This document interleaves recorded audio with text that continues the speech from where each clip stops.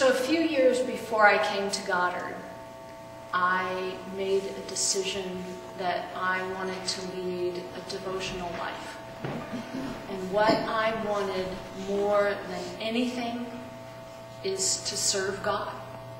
And I originally thought that meant that I needed to go to divinity school and maybe even create a ministry. But as it turns out, I couldn't find a spiritual belief system large enough to encompass my personal experience of spirituality and our connection to the divine. So I prayed and I meditated and I asked for guidance. And the direction I received was this: start where you are. Where I am is in healthcare. I'm a registered nurse. I have over 35 years of clinical nursing experience, inpatient and outpatient. I've worked in the ICU, the CCU, the step-down units, cardiology clinics, family practice clinics, home health and hospice, and I have about 18 years of direct nursing practice in heart failure management. I'm also an energetic and spiritual healing practitioner, and I have my own alternative healing business. So I spent a few years sort of trying to heal this apparent disconnect between these two practices before I understood something intrinsically important, which is there is nothing to heal, and there is no choice to be made. We do not have to sacrifice who we are as humans or spiritual beings in order to perform our work in healthcare. And the idea that we do is a lie that we've been told, and a lie that we continue to tell ourselves, and a lie that we continue to tell each other. And that lie damages us. So I don't want to tell the lie anymore. So eventually, I ended up here at Goddard to study spiritual integration in Western biomedicine. So I want to read you some of the titles from chapters in my thesis.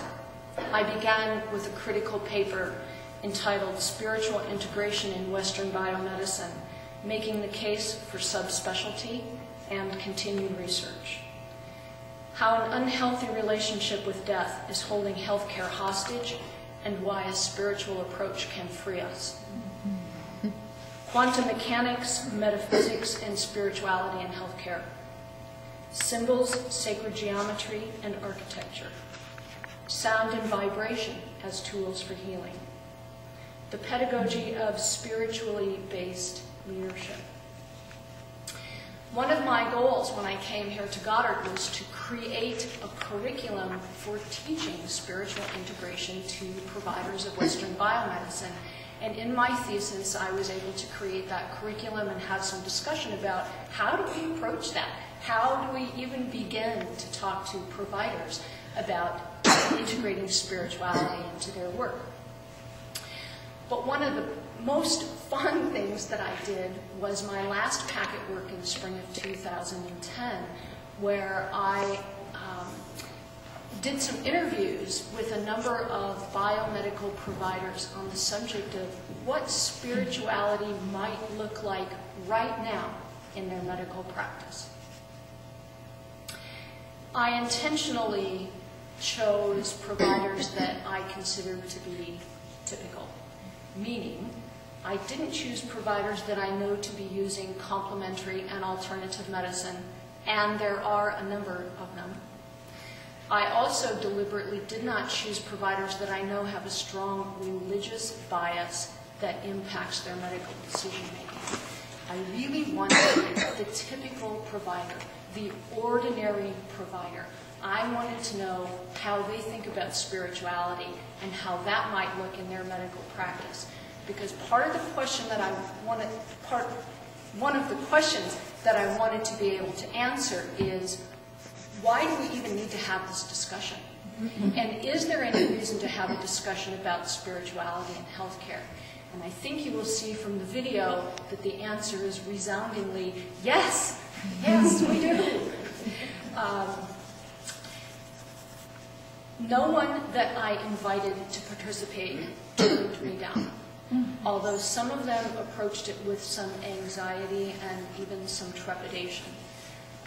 A couple people told me things like, you know, spirituality pretty much gets eradicated out of you in medical school, right?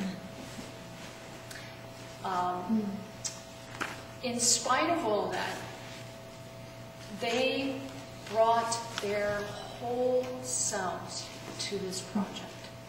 And as they told me their stories, and as they talked to me about the questions that I asked them, it was heartrending and very humbling for me. Nearly all of them wept during these interviews. I did an IRB process in order to be able to interview subjects, but I also had people sign a release about the video that essentially says, I own this material, and you should anticipate that this might show up anywhere. It might show up on Facebook, it might show up on YouTube, it might be a PBS documentary, and who knew that it would be part of my graduation presentation. So I wanted to make it very clear to them that these were not private conversations.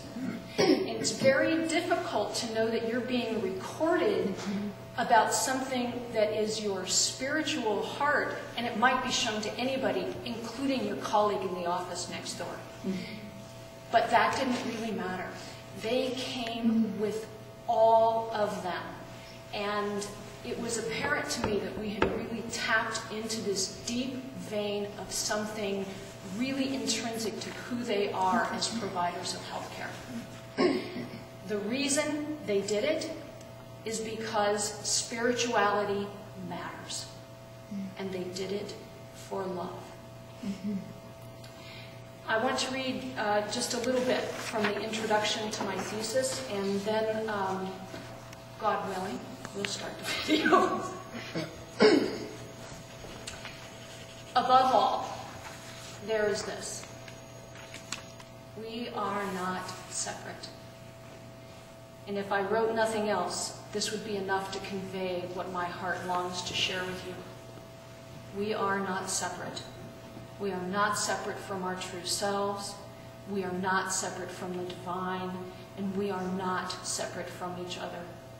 We swim in this rich sea of non-separateness, all the while whispering to each other, what is this ocean they talk about? Do you think it's real? Our complete awakening is a breath away, closer than our own hearts. To talk of spiritual integration is like the story of one fish asking another if the ocean is real. How can one integrate what is inherent to who we are as humans? We are not separate. We can experience this non-separateness through love. We can use love to improve our work, improve our relationship to life, and allow us to be fully, exquisitely present in each moment. And there are ways to deliver health care that will allow us to be more present with ourselves, with our patients, in our own lives. There are those who would have liked my work to demonize the Western biomedical community. I chose to leave that to them and pursue instead and focus instead on reclaiming what I believe has been lost, the sacred heart of medicine. And through it all, if I've done my part well, you will recognize the signature of compassionate love. I hope you will also see yourselves in this work and recognize how widely my heart is open to you, welcoming you home.